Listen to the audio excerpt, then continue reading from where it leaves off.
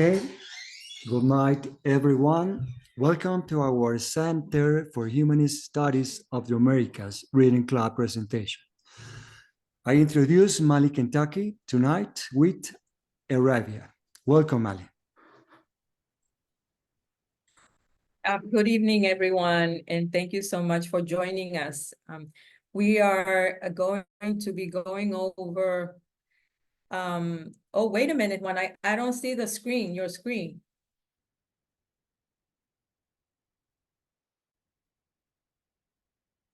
Okay. So we're going to be going over African presence in early Asia, and tonight's presentation is going to be about Arabia. And next one.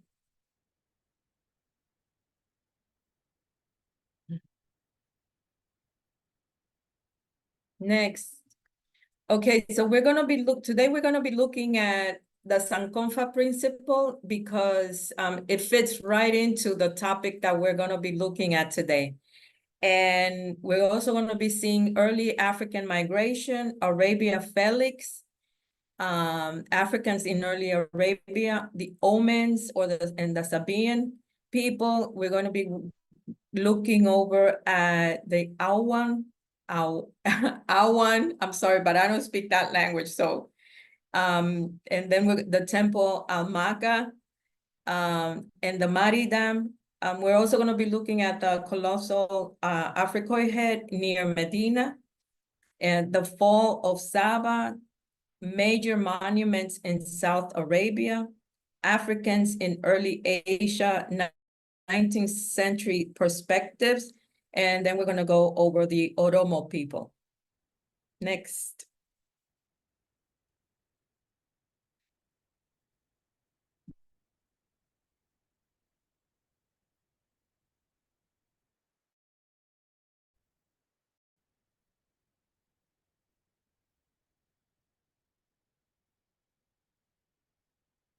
I'm sharing with you tonight the principles Sankofa, because we're going to be seeing how this principle, this African principle, it's going to tie everything that we have covered until this presentation and compare it to what's happening today. And so in order for us to be able to understand what's happening in our present moment, in every aspect of life, we must go back to the past and look at, for example, it must be worked and transformed, and thereby becoming a humanity with an Ubuntu attitude. So I just wanted to remind everybody that these presentations are being uploaded in the channel Ubuntu El Retorno, as well as the Sehat channel. And again, I remind everybody that we are covering, that our main objective is to cover Black African presence in early Asia. However, we also acknowledge the in-depth richness of history that is also found in the book. So we're going to be covering that as well. Next one.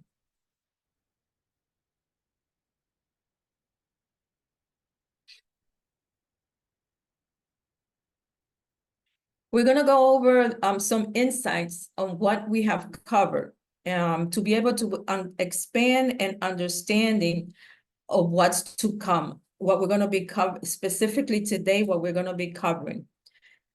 So we have covered, and we went over the Black Heads people, and we learned how the wind swept over the Black-headed people. So as we can see, when we talk about genocide, that it's mentioned so much today, I go back thinking and I said, well, wait a minute, will this be like our first written genocide? Maybe it was.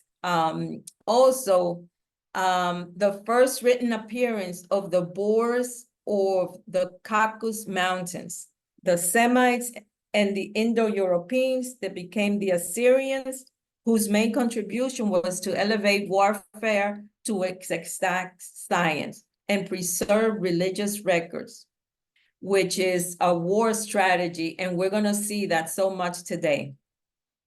We're also going to be remembering the wars are an expression of power.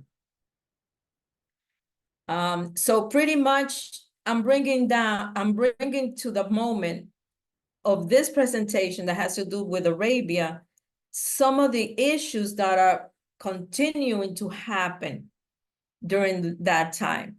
Next one.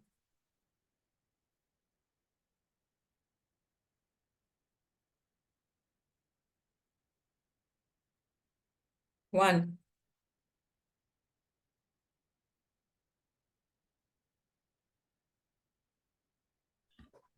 It's ready, Mali. Okay, thank you. Okay. So now we're going to be looking at the people that enter in history according to the Sumerian writings, which were the people from the north. So we're going to be looking a little bit about that time when they first entered and what happened into the area that we call today Europe. So all people outside of Africa are descended from ancestors who left that continent more than 60,000 years ago, about 45,000 years ago. And always keep remembering that these years are only an approximate date, but they're more years. So about 45,000 years ago, those first modern humans ventured into Europe, having made their way up through the Middle East. Their DNA suggests that they had dark skin and perhaps light eyes. So you can see there more or less that kind of person that we're looking up there. However, before the modern humans, there were other humans, but not like us, who were given the name Neanderthals, whose own ancestors had migrated from Africa hundreds of thousands of years ago to what is called now, as we know, Europe. So what we're looking there, they were able to survive because they adapted to the conditions, which were very harsh and very cold. Now, mind you, because their body was melanated, because of the melanin, those that were not able to shed the melanin, they perished. In other words, they died. So the first modern Europeans lived as hunters and gatherers in small nomadic bands. They followed the rivers edging from the Danube from its mouth on the Black Sea deep into the Western and Central Europe. For millennia, they made little impact. Their DNA indicates they mixed with the Neanderthals, who within 5,000 years were gone. So the Neanderthals are gone, they're out of the picture, and remain the modern Europeans. Today, about 2% of a typical European genome consists of Neanderthal DNA, and a typical African has none.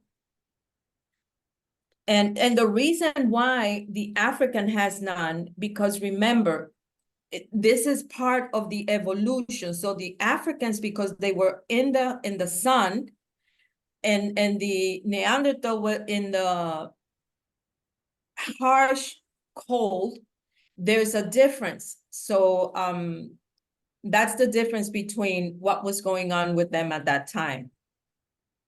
Now, here I'm showing the museum in Mettmann in Germany. As you can see, this museum, when they first started gathering all this information and finding the remains of Neanderthals, they began to see that they were very different people. And one of the things that Hitler did was to cancel or to close that museum back then. He didn't want them to see because of the way they looked. So he didn't want anybody to see that this is their ancestors, the European ancestors. So that museum was closed during that era, and it was reopened back in 1996.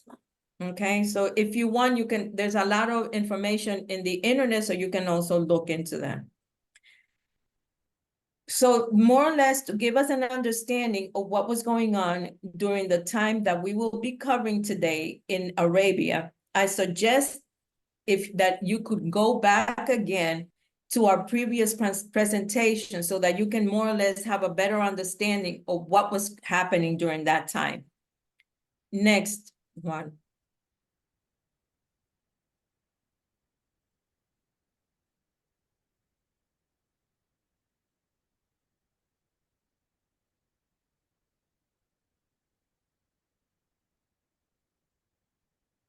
The map. Okay. So this is a map from 1720. So I try to put like an old map during that time because it was called Arabia Felix. And the word Felix is the same word as in Spanish, feliz. So it was called Arabia Felix. And so it more or less, these are some of the states and the cities that they had back then. Next one.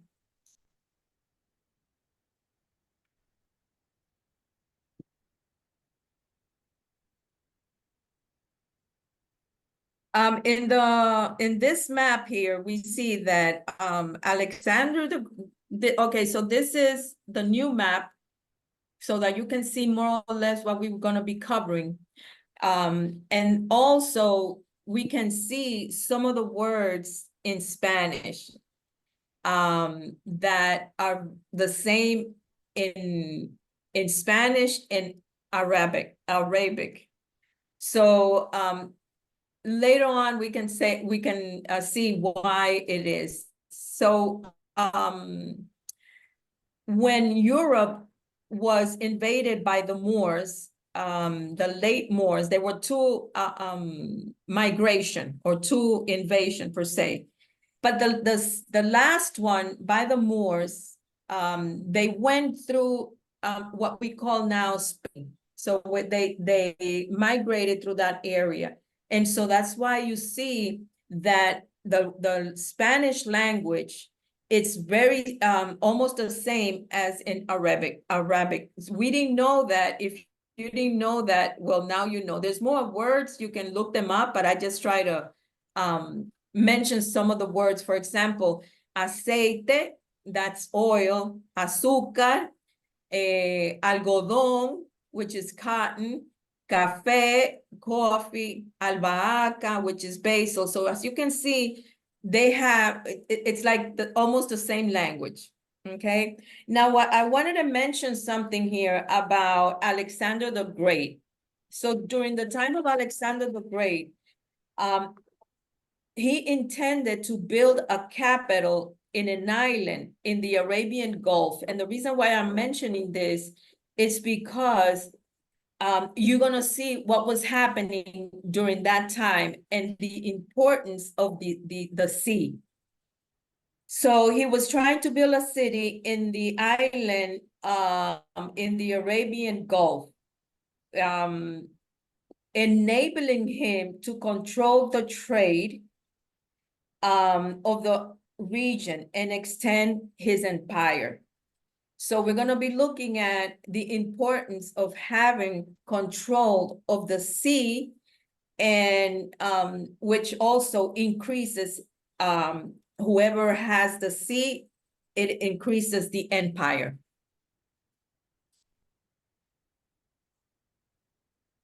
So that dream, he died before he concluded that dream, okay?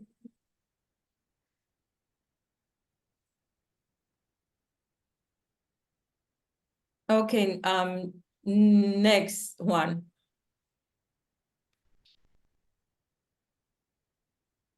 Next slide.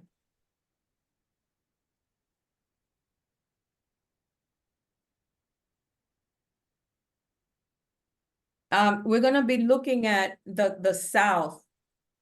So here we have the south part of Arabia in the first picture to your left. You see Yemen and you see Oman. The green area there. So this area was first inhabited over 8,000 years ago, like much of Asia, initially populated by Black Africans. Their descendants can still be found in the peninsula's extremities, generally classed as Verois by anthropologists. These Blacks today form numerically significant portions of the region's Africoid Mantra population. They are the earliest Arabians that we are aware of, and derive their name from essentially identical peoples, culturally and physically, in nearby Sri Lanka. And this is why we have Sri Lanka there, so that you can also see where Sri Lanka is. So we are comparing the people from Sri Lanka, as you can see there. Also, they are very similar. Next one.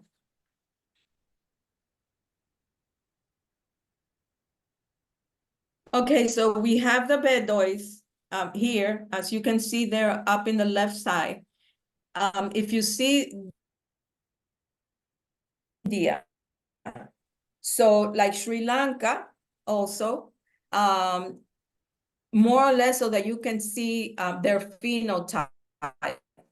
Okay, and then we have the Marib people in that area.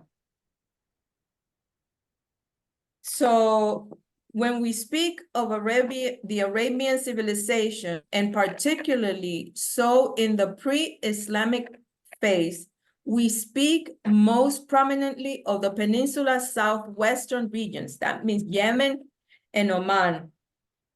Now, the Arabia Felix, that name was the name that the Greeks and the Romans described that area in their literature. They found in that region, they found geometric objects of off-Sidon composition with East African origins. They survived well into the first millennium. In addition to the arrival of the East African settler, there were at least two major migrations, and this is why I wanted to bring up what we covered last time. So we have the first migration was about 1,500 years ago, or before BC. And the second around 1100 BC. So we have the people that were coming, what we call nomadic peoples. They were coming from the northern part and the central sections of the peninsula. So remember, we had these people back in Elam and Sumeria. And then we had the Assyrians, so they were going all over. Assyrian conquer pretty much all that northern area, okay? So now these people are coming down to southern Arabia, but there were already people there, okay? That migrated over 8,000 years ago, like I mentioned before, in that area from Africa. So then we hear about the Sabean No, wait a minute. Okay, so remember, I just wanted to remind you that they were called Semitic because of the different languages. So you had all these tribes that spoke different languages. So, but they had the same origin. And that's why combined, they were called Semitic languages, just like the Bantu language that it's called today in Africa. So when we talk about Semitic, we're talking about the languages. We're not talking about people. Okay, we're talking about the languages that all these people spoke. They combined it into one and they called it Semitic languages.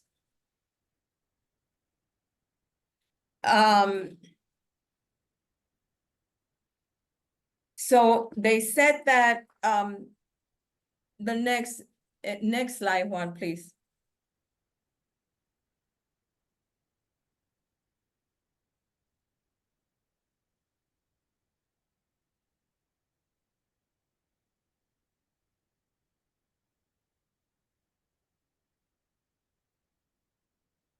Okay. Now we're going to talk about the Oman people.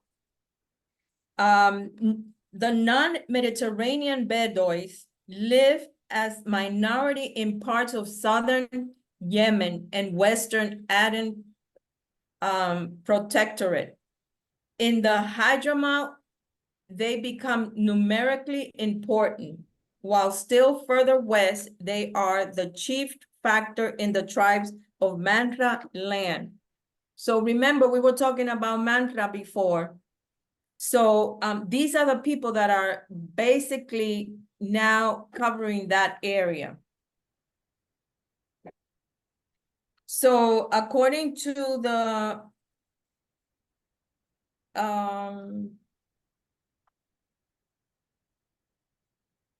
so in this area here, in the southern peninsula of Arabia, it's the most fertile land in Arabia. So that's why most likely people, when they migrated from Africa there, they went there to that area because it was more fertile. And that's why it most likely was also called Happy Arabia.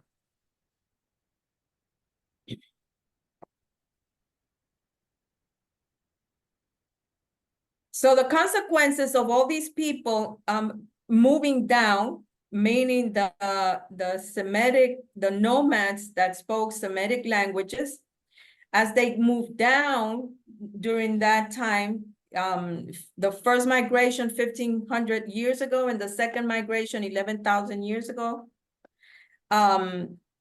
they created a physical and cultural interaction.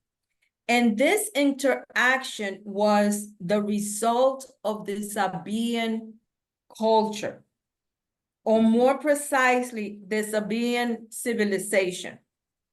The Sabean named after their capital, Saba, are the first clearly distinct, by far the most famous dwellers of pre-Islamic Arabia.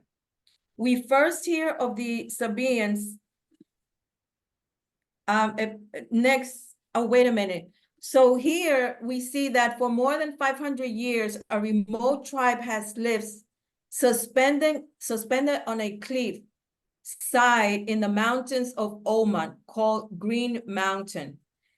There you'll find the Al Sagora village. So I thought that this was very important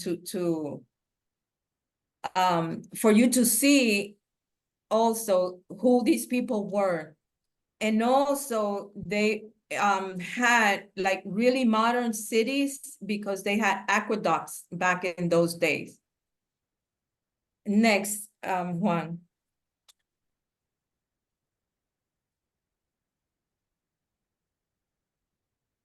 Okay, so here down on the map, we can see where Saba is located.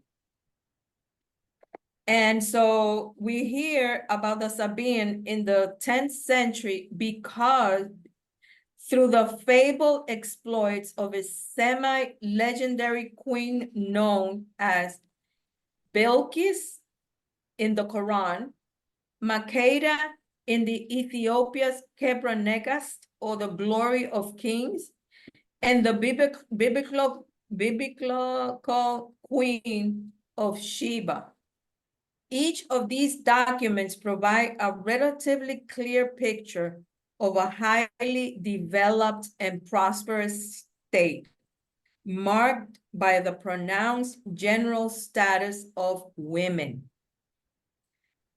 Sheba, Bilqis, Makeda was not an isolated phenomenon. Several times, in fact, do we hear of prominent women in Arabian history. The documents they are mentioned in, no commentary of husband, they don't mention any husbands, consorts, or male relatives. Either their deeds, inheritance, or both enable them to stand out singularly. So these were women that back in those days, when they were mentioned, her husband wasn't mentioned, or her brother, only her. Around the beginning of the first millennium BC, the period in which Makeda is thought to be lived or to have lived, we find the emergence of a number of large urban centers with highly developed irrigation systems, with the domestication of the camel. The Southern Arabian could effectively exploit the region's greatest natural resources, frankincense and myrrh. Those were the greatest resources. The earliest historical periods were in constant demand from the eastern to the western extremities of the world's major civilizations. The best and most abundant sources of both these products were centered in southern Arabia and today Somalia, just across the Red Sea. Both frankincense and myrrh played a tremendously important role in the life of the great Nile Valley civilizations. Frankincense, for example, while extremely utilized for its perfume-like fragrance in religious observances, was equally valued for its medical properties. It was used both in the stoppage of bleeding and as an antidote to poisons. Myrrh was employed for cosmetic purposes and formed an essential element in the all-important mummification process.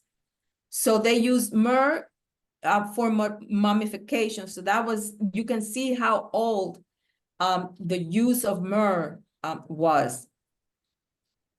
It should also be pointed out that due to its very geographic location, Southern Arabia was able to supplement her profits from the incense trade as an exchange point and haven of safety for the numerous ships involved in the trade in luxury items from east to west. So here we have that area, Saba, because it was right there in what we call today the Red Sea, they were able to control all the ships, just like it's happening today. They're able to control all the ships that are going in, and they were profiting as well from that. And they also were providing a safe passage to for the ships. So now we can understand more why this area or this place was called the Happy Arabia. We hear of Saba again, and we see her picture there during in the 8th century BCE, during the reign of the powerful Assyrian king Sargon. As you can see his probably that's him down on the bottom right-hand side. He mentioned of Piru, the king of Musru, Samsi, the queen of Arabia, Itmara, the Sabean. These are the kings of the seashore and from the desert. He received as their present gold in the form of dust. So imagine back in that time, they were already processing the gold to become dust, and they would give these gold dust as presents to the other kings in other lands. They were also, he also received precious stones, ivory, ebony seeds, all kinds of aromatic substances, horses, and camels. And this you can find in the James B. Pritchard, Ancient Near East, in his Oxford University Press in 1958. Next one. Okay, so now we're going to be seeing their temples. It was during this area that Sabean rulers were known as the Mukaribs, or priest kings. The earliest known Sabean construction projects are dated to this epoch, with the building material consisting mainly of basalt, granite, and limestone, as the Awwan or Almaqah temple, frequently compared to the stone monuments of Zimbabwe. So this temple, the construction of this temple uses the same materials that was also found in Zimbabwe. So we can see the relationship there as well. It is considered one of the most important ancient sites in Yemen. Excavation of the Sabean capital revealed 2 elaborate pre-Islamic temple precincts dedicated to Almaqah, the chief deity of the kingdom. The Awwan temple consisted of an oval wall enclosing an area approximately 300 degrees east, west, and 225 degrees north-south. It was entered from the north through a large peristyle hall containing a paved court surrounded by a series of rooms on all sides except the south. Beyond the court stood a line of 8 monolithic pillars. So this temple was also located near Marib in what is known Yemen. The symbol of the Almaqah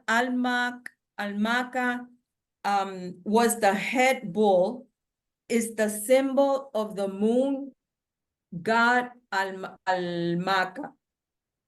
In ancient Arabia, bulls were thought to have protective powers and carry apotropaic associations. Next one.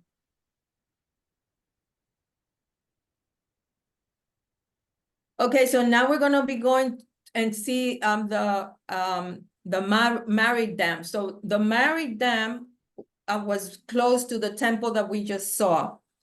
And so the first constructions of the Great Marib Dam also began at this time when 2 Makaribs,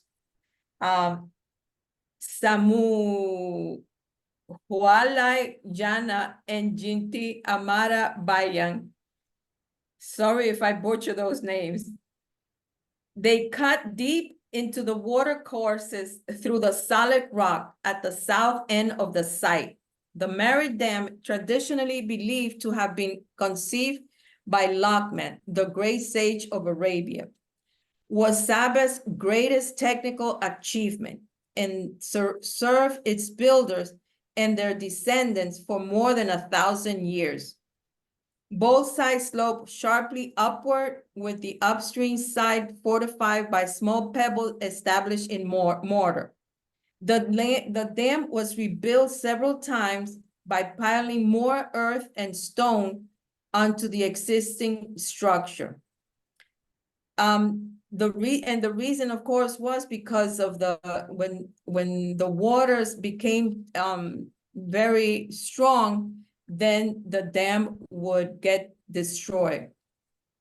So as you can see, I put the Hoover Dam because it compares that it was it's almost twice as long as the Hoover Dam.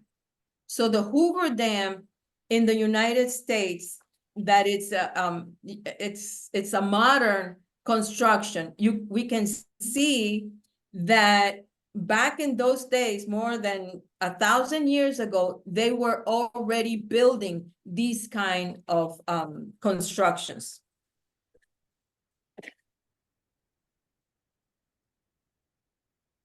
So sometimes between the mid-6th century and the death of Muhammad in 1632, the dam was breached for the final time. The event is mentioned in the Quran and described as a punishment after Sabeans rejected Allah. So the Muslims back in those days, that's why they say that the dam was destroyed. But we could see that that was just a story. Next one.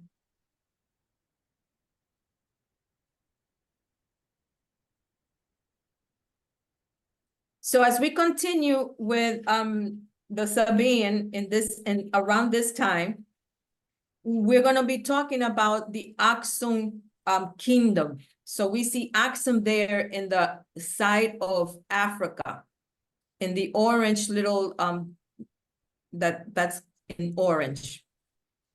So relatively sharp view of this early period of Sabean history is much more obscure in the succeeding centuries, as her power begins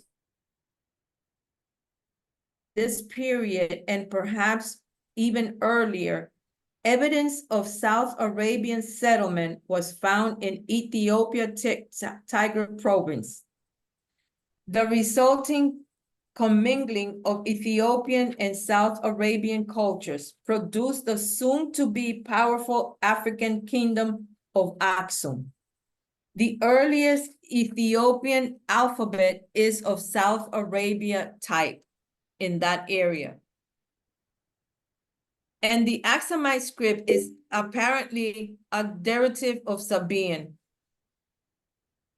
So Abyssinia, the name Abyssinia itself is taken from the Habashan.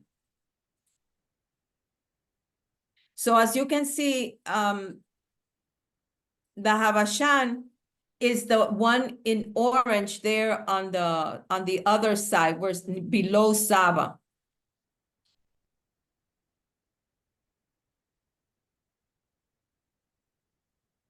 A powerful southern Arabian family, which ultimately sojourned and settled in Ethiopia. Abyssinia was used to refer that was occupied by those Semitic people who came from Yemen. From this period, Ethiopia, which itself is a Greek term meaning burnt or black face, is known in Arabic script as Habasha and its citizen Habashi. So we can see that when they were having trouble back on the side of Arabia, they went to Axum and they settled there as well. So they also mixed with the people that were already living there. So as you can see on the bottom, these are the people that we see in Axum, the one on the pictures there. The early Ethiopian Sabean epoch lasted about 100 years, beginning around the first part of the 5th century. The remains of the actual South Arabian settlements having been found principally at Yeha, Matara, and Hatuli, all in the Tigris province. Next one.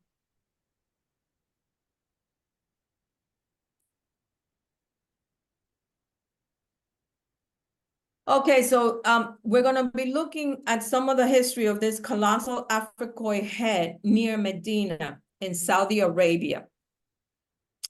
And Dr. Ivan Sertima argues that there is also a possibility that the Olmecs that were Black Africans from the Mandinka region of West Africa due to the Mende script that has been discovered from the period of the Olmec presence in ancient Mesoamerica. So this was around the time of 2500 to 1500 BCE. The Kikakui or Mende script employed by the Mende of Sierra Leone is one of several indigenous writing systems invented and introduced in West Africa. It is one of the 3 most important writing systems invented in Africa. Later on, I'm going to share an article of a study that was done comparing the 2 languages and the writings of these 2 people, one in the area of Mandinka in West Africa, and the area of the Olmec in Mexico. So the Olmec left us many inscriptions which allow us to understand the Olmec language. These inscriptions allowed us to understand the Olmec language and compare these languages to languages spoken in Mexico today. They spoke a Manding language, according to Warkentin and Scott in 1980. This has been proven by the decipherment of the Olmec inscriptions. And this was by Winters in 1979 and 1980 and 1997. Due to the early spread of the Manding language during the Olmec period, we would expect to find a large numbers of Olmec, Malinke, Bambara words, Amerind languages. And this assumption was correct. So I'm going to be sharing the whole article of this thesis that they, this study that they did. So as you can see in the slide, back in Medina, we can see that these Africans, originals, they were creating these humongous, colossal heads. We also find the humongous colossal heads in Mexico, and in modern times, of course, in the United States, we also have that they have made the big colossal heads of the important presidents in the United States. And so we see how all these different cultures from back then until now are copying those ancient people. Next slide, Juan, please.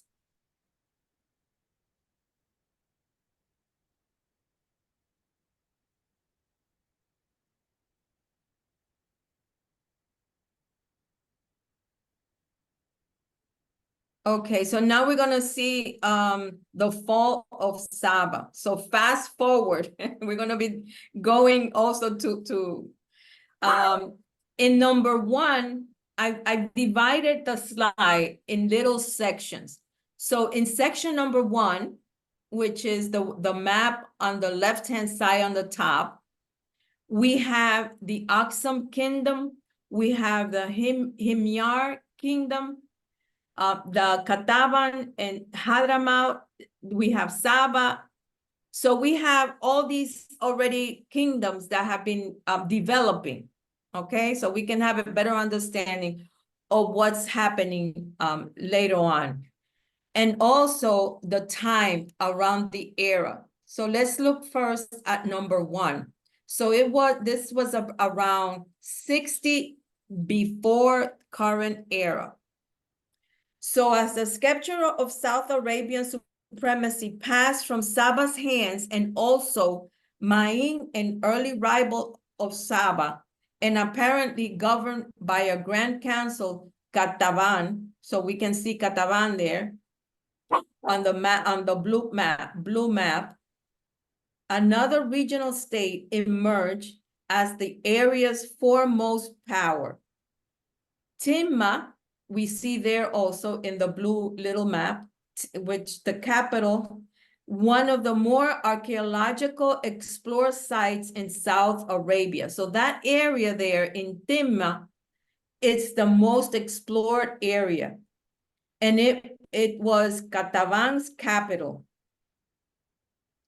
Kataban reached its zenith about 1660 BC during the reign of King Shah Yakil Juharhib, but afterwards went into a period of rapid eclipse. So the power in South Arabia then shifted back to Saba in the west, although in a lessened form. In Hadramaut, the map, you can see Hadramaut in the color purple in the map. In the sea, occupied and destroyed Timma. So Hadramaut was the one that destroyed Timma. And Awwan, a lesser known state, also became distinct at this time because, sorry about that, because the commercial ties that Awwan had with Africa. So as we can see, in that area, the entire East Africa seaboard is known as the Awwan Coast. Following the rise of Axum, remember Axum, Africans assume a highly aggressive role in Ethiopian South Arabian relations. Between 180 and 213, for example, the Ethiopian king Gadara, followed by his son, appear to have been dominant figures in South Arabia. Less than a century later, the Ethiopian king Aspa sent military contingents to South Arabia and apparently settled Ethiopian troops there as well. One of the things that I want to point out during this time, by this time, remember, Egypt was being conquered already. So by that time, it was being conquered by the Greeks and the Romans, remember, the Persians and the Arabs. Just so that you can have an understanding of what was going on in the northern part.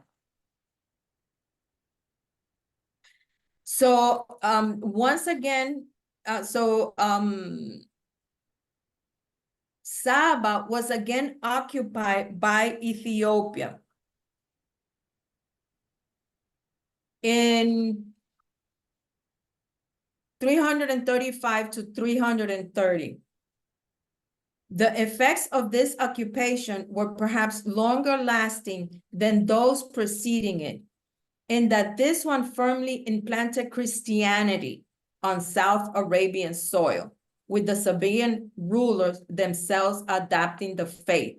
So now we're seeing how, remember the Romans now, how these people are converting to religion. One of the important things, if we remember from the Sumer and Elam, once they were conquered, one of the weapons of war was religion, and they knew this. And so what did they do? The only thing that they kept from Sumer at that time was their religious records or their spiritual records, because they knew that they could use it as a weapon of war. So by this time, going back to Saba, around this time now, during this period, now the Christians were basically taking over also the land. And so around this time, Christianity had already made considerable inroads in Arabia, as evidenced by the attendance in the 325 of 6 Arabian bishops at the historic Council of Nicea. Now, the Council of Nicea, okay, I have it there on the top right-hand side in green. If you see the map, that's Bithynia, the city of Nicea. During this Council of Nicea, the king or the emperor Constantine had this council because they wanted to meet and organize themselves as Christians better. And Constantine wanted to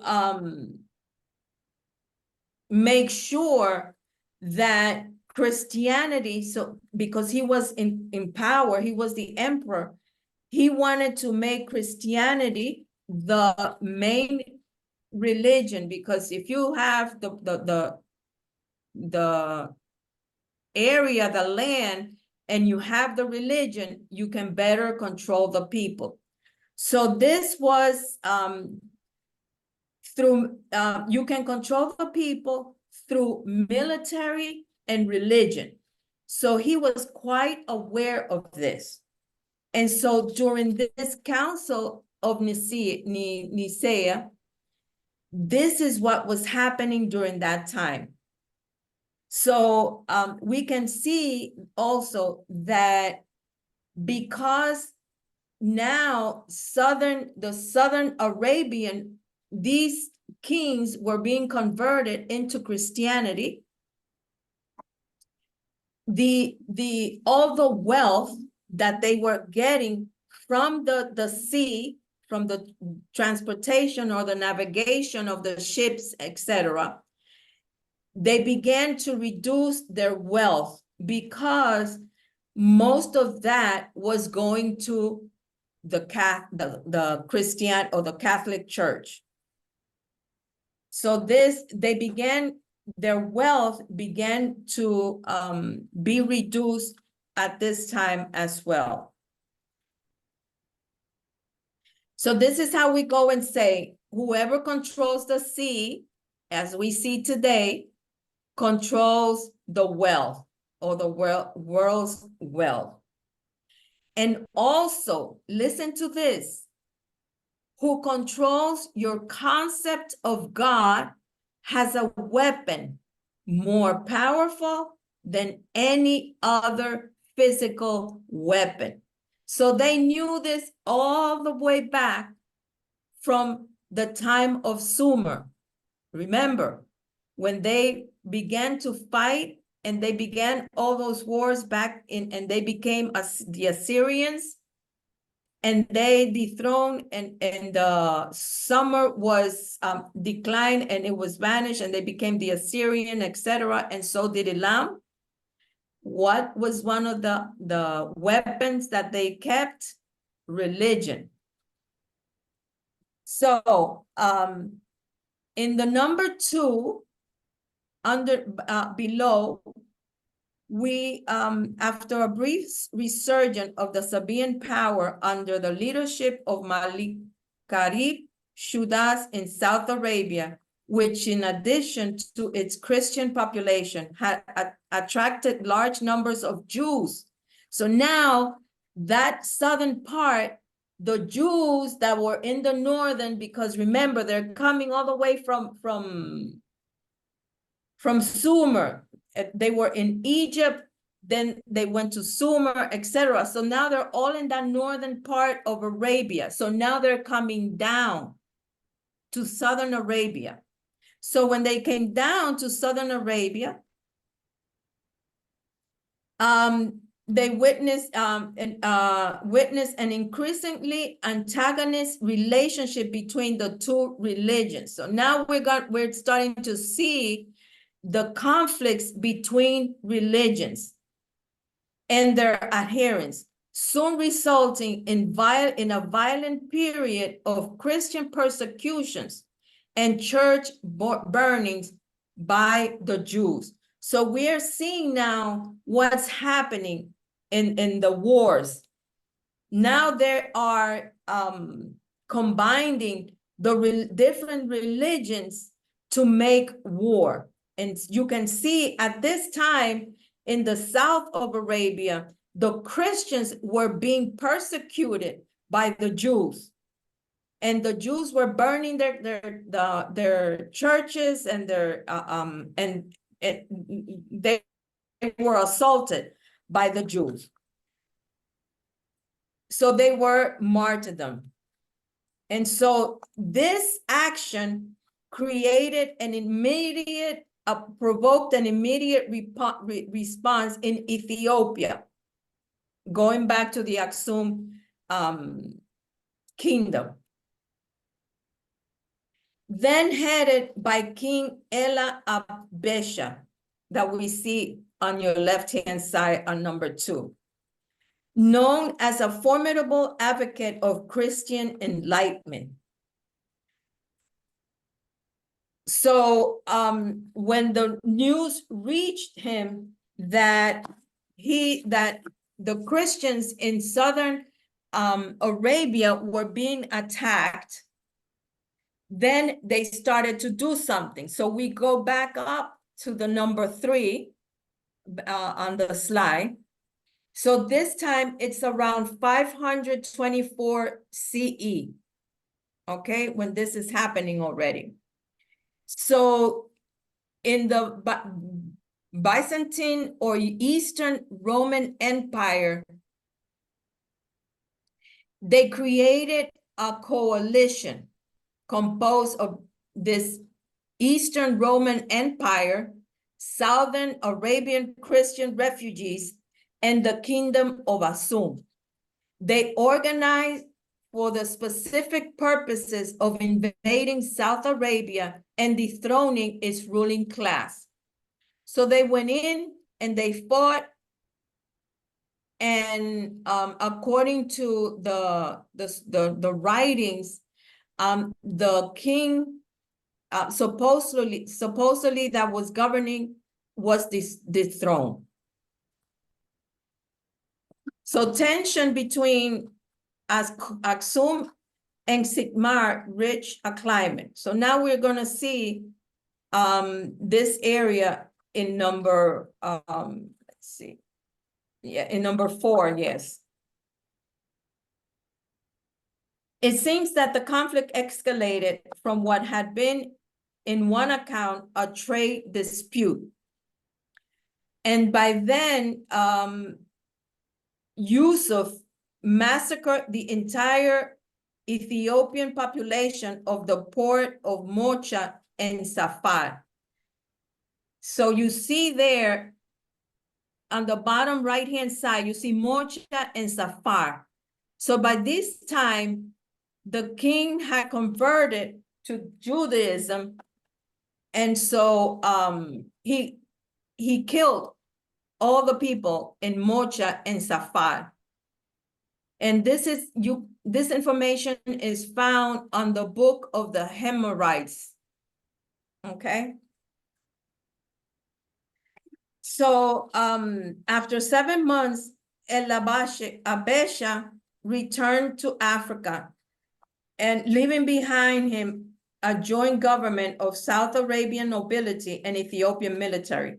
This arrangement lasted until 532 CE, when Abreha, a junior Ethiopian military officer, sieged the South Arabian throne. The 3,000-man Ethiopian army sent to suppress the Abreha's stunning success apparently was facilitated by the deep class contradictions within Ethiopian society, including the military, creating a base from which a former junior officer could rise to become one of the greatest personalities in Arabian history. So now we can see that all this area, one kingdom was being destroyed by another kingdom because of religion.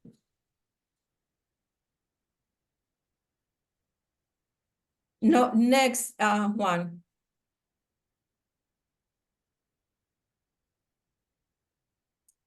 So now we're going to be seeing what was going on. We're going to be looking at the fortress of Gudam Palace. So it was during this long series of wars involving Ethiopia and later Persia. Okay, listen to Persia. So they were coming all over from everywhere, and they were now where Islam joins the fight. And so you have the Islamic jihads themselves, that many of the major monuments in South Arabia were either damaged or destroyed. Such was the case with the fortress of Gundam, a truly superb construction described by Mosley vividly in the 10th century by Al-Hamdani. It says, standing 20 stories high, the upper levels were composed of polished marble. The roof was made of stone so transparent that a crow could be seen flying overhead. From underneath the building, on top of the fortress, stood 4 bronze lions, which roar when the winds blew.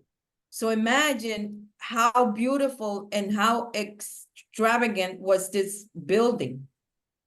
So before the arrival of Islam, South Arabia had large and influential Christian and Jewish communities, which I have commented already. So now Islam entered the picture. She also possessed the sacred Kaaba. So you see the Kaaba Stone there in the right-hand side. This is the sacred Kaaba sanctuary, which is a black stone at Mecca, what is called today Mecca. The Kaaba was a holy place and the destination of pilgrims long before Muhammad. So this already existed when the Muslim religion emerged. At the same time, Allah, the Arabian goddess supreme that we see on the bottom, was worshipped at Taif in Mecca's immediate proximity. Allah, quite simply, was the ultimate reality in the female form and was worshipped in the medium of an immense uncut block of white granite, as firm as the earth she represented. The most solemn oath was sworn to Allah, beginning with the words, by the salt, by the fire, and by Allah, who is the greatest of all.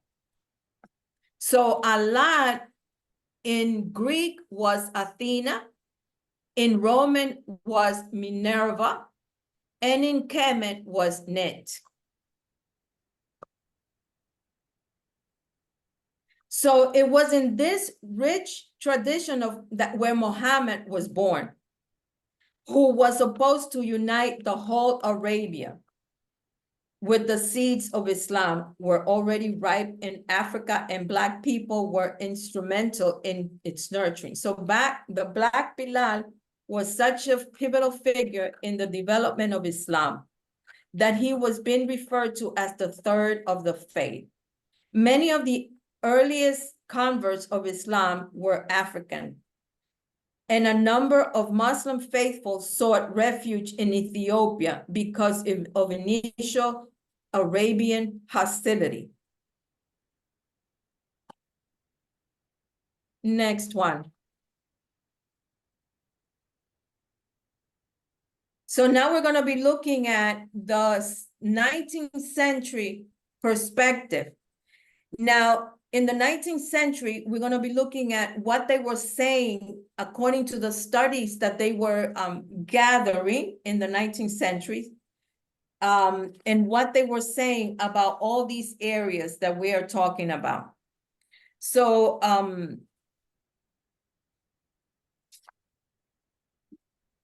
the story of the Black presence and heavy interment influence in Sumer and Elam and Arabia are only a portion of the much wider story of Africans in early West Asia. This includes the Black role as the first Asian hominids, the first modern human populations, and the builders of the first and greatest Asian civilizations. The critical elements in the bold and adventurous Phoenician city-states, Sumer, the seminal high culture of West Asia, and Elam, with its capital of Susa, the home of Mettmann, and the tomb of the biblical prophet Daniel, can each be traced ultimately back to Africa's Nile Valley. The claim of modern scholarship that these were Semitic civilizations or civilizations of mysterious origins is one of the greatest frauds in recent times. This has not, however, always been the case. And this is particularly true on the 19th century. Ironically, it was in this period the zenith of European imperialism, with most of the world's surface conquered in the name of white supremacy and manifest destiny, that history, archaeology, and related sciences, as we currently know them, made giant strides. European and American scholars now had almost unprecedented and unhindered access to the treasures of the world's past, largely hidden up to then. Some of the most interesting postulation in respect to the place of the Black race in the formation of early civilization, in fact, were made during this transitional period, before the modern standardization of history major themes. One of these individuals was Godfrey Higgins in 1772 and 1833.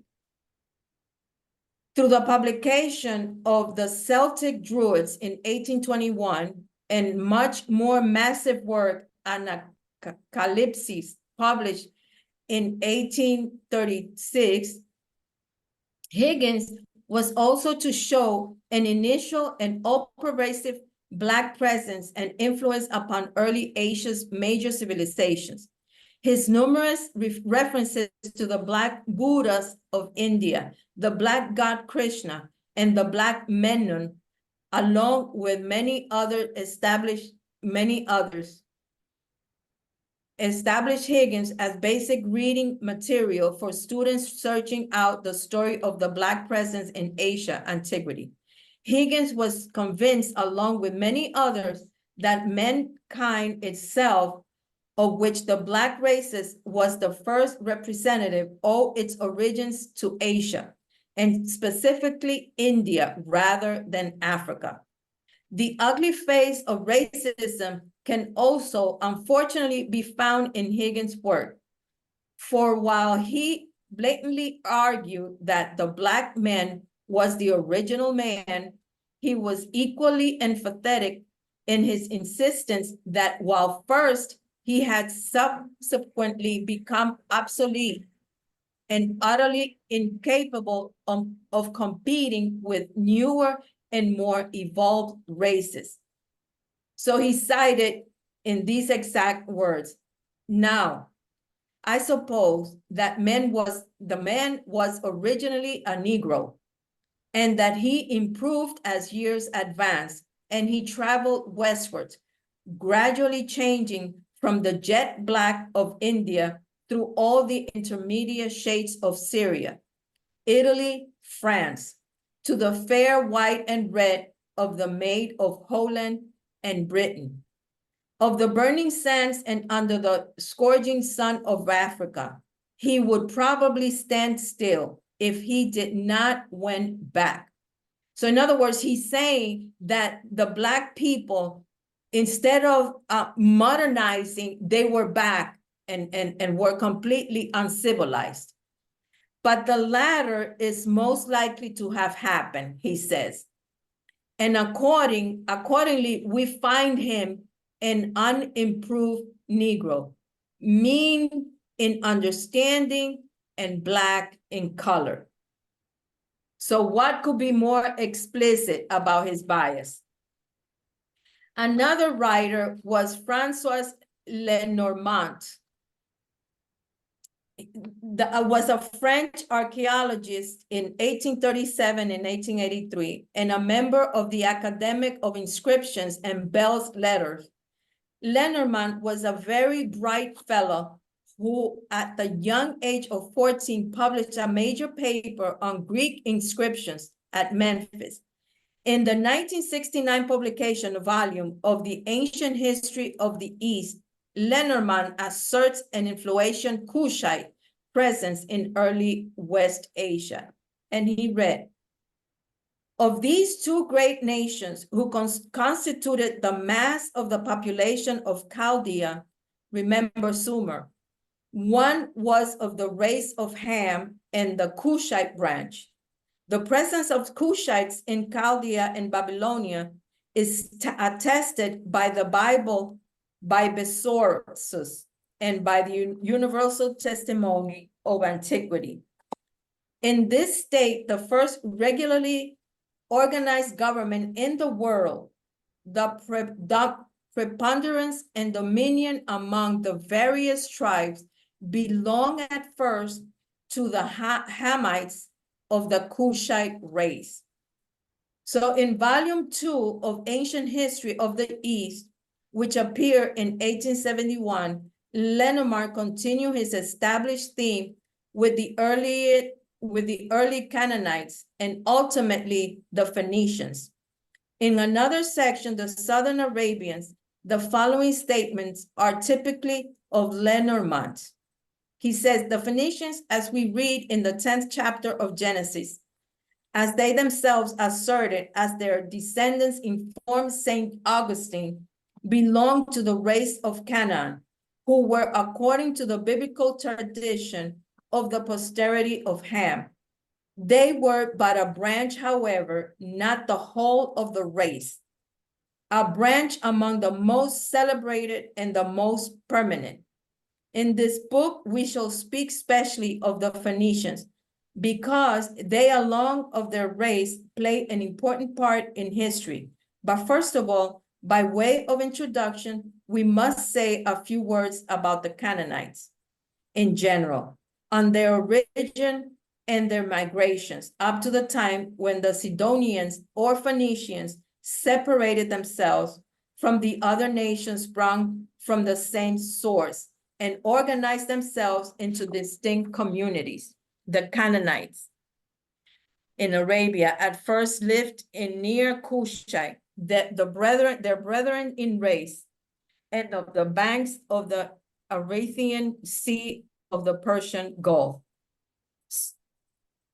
We may perceive the remembrance of the powerful empire founded by the Kushites in very early ages, apparently including the whole of Arabia Felix, and not only Yemen proper.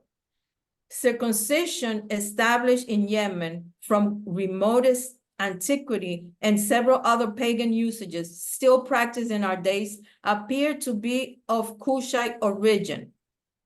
Lockman, the mythical representative of Adite, wisdom, resembled Asap, whose name seems to indicate an Ethiopian origin. In India, also the whole literature of tales and apologies apparently become from the Sudras. Perhaps this style of fiction may represent a style peculiar to the Kushites. Another one was John D. Baldwin, an American antiquarian, was the next writer to make significant additions on our knowledge of an Asian and overwhelmingly preeminent Ethiopian impact on the development of Asian high cultures. In his book, Prehistoric Nations, or Inquiries Concerning Some of the Great Peoples and Civilizations of Antiquity and Their Probable Relations to a Still Older Civilization of the Ethiopians or Kushites of Arabia. That book has a really long title. The Prehistoric Nations, still interesting reading today, contains chapter of early Arabia and the Phoenician city-states, Mesopotamia, India, Egypt, and North Africa, and Western Europe. According to Baldwin, the Kushite race appear first in the work of civilization. And in a further detail, the Hebrews saw nothing geographical more ancient than the land of Cush. The people described the Hebrew scriptures as Kushite were the original civilizers of Southern Asia. And in the deepest antiquity, their influence was established in nearly all of the coast regions. So in Anacalypsis, which is a book written before that book, it is tremendous repository of eyewitness accounts, both ancient and modern, of Black history in early Asia. Prehistoric Nation does contain, however, major drawbacks which are obvious and cannot be overlooked. Baldwin, like Higgins, had major problems with geography, and the text lengthy subtle suggests. The following statement nearly sums up Baldwin's position. He says that the original Ethiopia was not in Africa, and the ancient home of the Kushites or Ethiopian, the starting point of their great colonization and civilization movement, was Arabia.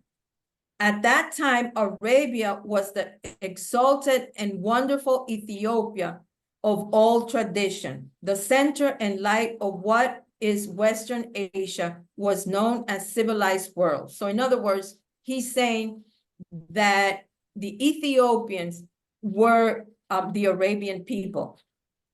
Prehistoric Nations of following traditions is also narrated by racist thinking, through which Baldwin, when pressed, transforms as if by magic history's great Ethiopians into dark Caucasoid.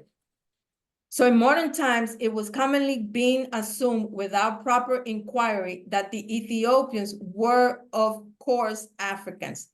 This grave mistake has been the source of much misunderstanding and confusion. Careful students of antiquity now point out that the people of Ethiopia seem to have been of Caucasian race, meaning white men. Now, Gerald Massey was one of the one that we see here in the middle, was the largest emphasis. He stands head and shoulders over even the most erudite 19th century antiquarian. He grew up in an atmosphere of intense intellectual activity. And it is interesting to know that among his London contemporaries were Karl Marx and Charles Darwin. Much of Massey's credit, his works are almost also refreshingly free of the bluntly racist commentary so often included in antiquarian works. Massey was consistent in this geographic and dedicated the truth irrespective of the consequences. Indeed, his statement, so he stated, Africa, the birthplace, and Egypt, the mouthpiece. Succinctly, summarizes his philosophy, and it's just as profound today as when he was originally penned. Another one was Marcel Auguste de Lafoni. I'm sorry if I'm pronouncing that name wrong also. So this, he was from 1884 to 1920. He was a French archaeologist who from 1884 to 1886 conducted major excavation at the ancient site of Susa in what is now Iran. The results of the digs were published successfully from the 1890 to the 1892 under the title L'Acropole de Susa. In the first section of Susa history and geography, he points out considerable space to the region's early Black inhabitants. His legacy is significant in that he focused only on one area, concluding that Black element in ancient Iran was highly prominent and has survived even into modern times. So as we can see, we also have the one on the bottom, Rawling. His name is, there were two brothers, Henry and C. Rawlings, and George. They were very well known for deciphering the Mesopotamia cuneiform scripts. Through his linguistic background, Rawlinson was able to effectively identify the Kushite roots in West Asian scripts. So he says that the point of view that he says that according to the linguistic, the Kushites or Ethiopian race did in the earliest time extended itself along the shores of the Southern Ocean from Abyssinia, Ethiopia to India. The whole peninsula of India was peopled by a race of this character before the influx of Aryans. It extended from the Indus along the seacoast through the modern Baluchistan and Kerma. So we see Baluchistan there on the map on the right-hand side bottom. It was dominant in Susania and Babylonia until overpowered in the one country by Aryans. So remember the Mar.Tu people that migrated from the north? So they conquered that area, and so they became a different colored people. This is what he's trying to say. By the and also by the Semitic intrusion. It can be traced both by dialect and tradition throughout the whole south coast of the Arabian Peninsula. And it still exists in Abyssinia, where the language of the principal tribe, Oromo, furnishes its thought, the population. Next one.